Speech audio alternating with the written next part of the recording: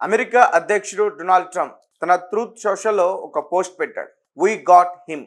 ఈ పోస్ట్ ఎందుకు పెట్టాడంటే రీసెంట్గా ఏప్రిల్ 3 డేట్లో యుఎస్కి సంబంధించిన F-15E స్ట్రైక్ ఈగల్ ఈ యొక్క యుద్ధ విమానం ఇరాన్లో అటాక్ చేయడానికి వెళ్ళింది. కోగియల్ అండ్ బోయర్ అహ్మద్ ప్రావిన్స్ ఈ ప్రాంతంలో అటాక్ చేయడానికి అది వెళ్ళింది.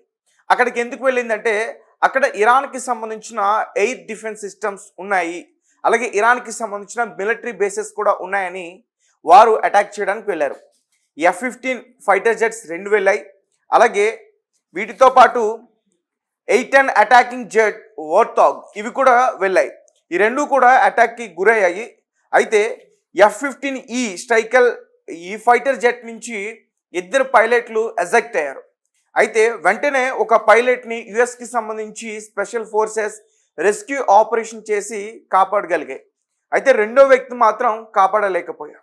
అయితే దీంతో యుఎస్కి సంబంధించిన ఇంకా స్పెషల్ ఫోర్సెస్ రెస్క్యూ ఆపరేషన్స్, కొన్ని హెలికాప్టర్స్, అలాగే కొన్ని ఫైటర్ జెట్స్, అలాగే ఇంకా వారికి ఉన్న స్పెషల్ ఫోర్సెస్ వీటన్నిటిని కూడా ఉపయోగించి ఈ జాగ్రోస్ మౌంటైన్స్ దగ్గర మొత్తం కూడా అతన్ని కాపాడడానికి ప్రయత్నాలు చేస్తూ ఉన్నారు.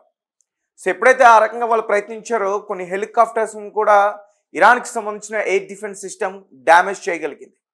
మీరు క్లియర్గా ఒకసారి మ్యాప్ చూడగలిగితే ఇరాన్ కింద పర్షియన్ గల్ఫ్, పక్కన మీకు హర్మోస్ జలసంధి కూడా కనిపిస్తుంది.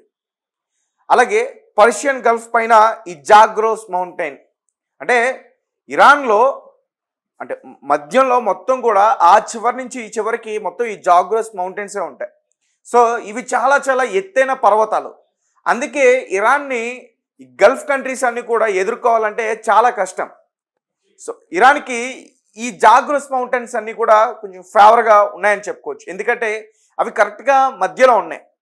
తర్వాత పైన టెహరాన్ తర్వాత వేరే కంట్రీస్ ఉన్నాయి.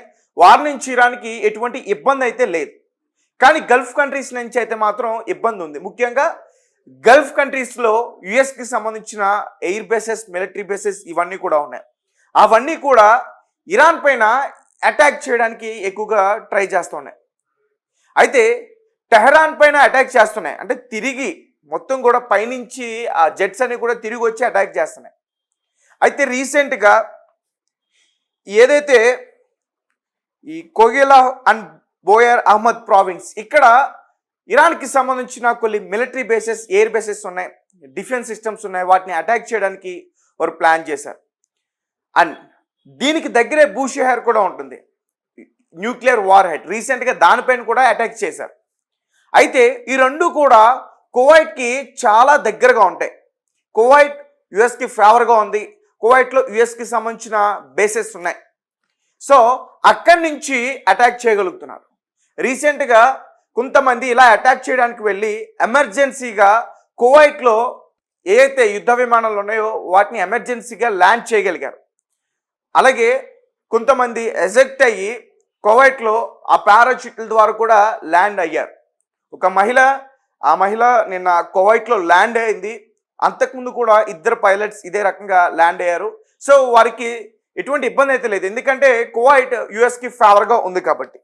సో మొత్తానికి ఈ పర్వతాల దగ్గర ఈ పైలట్ అయితే F-15కి సంబంధించిన ఈ పైలట్ ఇరుక్కుపోయాడు. ఇందులో 2 పైలట్స్ ఉంటారు, ఒకరు ఏ, ఇంకొకరు బి అని చెప్పుకోవచ్చు. ఏ అంటే పైలట్, బి అంటే వెపాన్ సిస్టమ్ ఆఫీసర్, WSO. సో నిన్న పారాచూట్ ద్వారా కిందకి దిగి అక్కడ ఇరుక్కుపోయింది పర్వతాల్లో ఈ వెపాన్ సిస్టమ్ ఆఫీసర్. అతను ఇరుక్కుపోయాడు. సో ఆ ఎత్తైన పర్వతాలు, అక్కడ జనం ఎవరు కూడా ఉండరు. సో ఒక అడవి ప్రాంతంలో ఉంటుంది. అప్పటికి ఇరాన్కి సంబంధించిన ఫోర్సెస్ అన్ని కూడా అతన్ని పట్టుకోవడానికి ప్రయత్నిస్తున్నా అతనికి వీళ్ళు గైడెన్స్ ఇస్తూ వారి నుంచి తప్పించే ప్రయత్నం చేసింది యుఎస్. అలాగే $60,000 కూడా రివార్డ్ ప్రకటించింది ఇరాన్. అయినా కానీ అతన్ని ఇరాన్ పట్టుకోలేకపోయింది. ఇరాన్ దేశస్తులు ఎవరు కూడా అతన్ని పట్టుకోలేకపోయారు. సో మొత్తానికి 2 రోజులు గడిచిన తర్వాత యుఎస్కి సంబంధించిన స్పెషల్ ఫోర్సెస్ ఈరోజు ఏప్రిల్ 5 డేట్లో అతన్ని సురక్షితంగానే బేస్కి అయితే తీసుకురావడం అయితే జరిగింది. అయితే ఫ్లైట్ నుంచి ఎజెక్ట్ అవడం వల్ల కొన్ని గాయాలైతే అయ్యాయి, ట్రీట్మెంట్ జరుగుతుందంటూ కూడా ట్రంప్ ఒక పెద్ద లిస్ట్నే పెట్టాడు తన ట్రూత్ సోషల్లో. సో మొత్తానికి ట్రంప్ ఏం చెప్తున్నాడంటే వి గాట్ హిమ్, అంటే చరిత్రలోనే ఇలా ఇదే మొదటిసారి యుఎస్కి సంబంధించిన ఇద్దరు పైలట్స్ ఇరాన్ భూభాగం పైన ల్యాండ్ అయ్యి రెస్క్యూ చేయబడి వాళ్ళని సేఫ్గా తీసుకురాగలిగాం.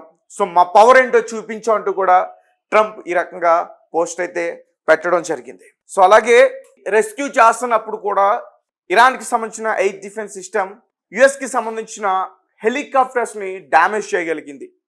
అవాక్స్ అనే ఒక హెలికాప్టర్ని చాలా పెద్ద డ్యామేజ్, అది యుఎస్కి చాలా చాలా విలువైంది. అది దాని కాస్టే $700 million.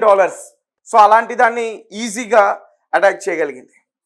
సో అలాగే ఇరాన్ నిన్న కూడా ఒక మాట చెప్పింది ఏంటంటే పైలట్ ఎవరైతే పడిపోయారో వాళ్ళ పేరెంట్స్కి, ఎవరైతే మీ కుమారుడు ఉన్నాడో అమెరికాలో ఉండడం కన్నా మా ఇరాన్లో ఉండడం చాలా సేఫ్, ట్రంప్ సారథ్యంలో అతను పనిచేయడం కన్నా మా దగ్గర ఉండటం చాలా సేఫ్, మీరు భయపడద్దు, అతన్ని మేము ఏం చేయము, అతను ఇక్కడ సురక్షితంగా ఉంటాడు, హ్యాపీగా ఉంటాడు అంటూ కూడా ఇరాన్కి సంబంధించిన ఐఆర్జేసీ ఎవరైతే ఉంటారో కమాండర్స్ వారు కూడా ఆ రకమైన పోస్టులు మీడియా ముందు మాట్లాడడం ఇవన్నీ కూడా వాళ్ళు చేశారు. సో ఏదేమైనప్పటికీ డ్యామేజ్ అయితే అయ్యాయి యుఎస్కి సంబంధించిన ప్లేన్స్ కావచ్చు, జెట్స్ కావచ్చు. అఫ్కోర్స్ కువైట్లో ఉన్న బేసెస్ కూడా అటాక్ అయ్యాయి, ఎందుకంటే కువైట్లో ఇరాన్కి సపోర్ట్ చేసే గ్రూప్స్ అన్ని కూడా అటాక్ చేస్తున్నాయి. సో మొత్తానికి యుఎస్కి సంబంధించిన పైలట్ అయితే దొరికాడు. యుఎస్ ఆర్మీ, యుఎస్కి సంబంధించిన స్పెషల్ ఫోర్స్, అలాగే యుఎస్ ఆర్మీ, యుఎస్కి సంబంధించిన special force, helicopters and fighter jets ఇవన్నిటితోని అతన్ని జాగ్రోస్ మౌంటైన్స్ దగ్గర నుంచి ఎత్తైన పర్వతాల దగ్గర అతను కొన ఊపిరితో ఉంటే అతన్ని పట్టుకుని రెస్క్యూ చేసి అతన్ని ఈజీగా బేస్కి అయితే తిరిగి తీసుకురావడం జరిగింది. కువైట్ బేస్ దగ్గరికి తీసుకొచ్చారు. సో దాని తర్వాత అతనికి ట్రీట్మెంట్ అయితే అందిస్తున్నారు. ఈ విషయాన్ని ట్రంప్ ట్రూత్ సోషల్లో అతను పోస్ట్ చేయడం అయితే జరిగింది.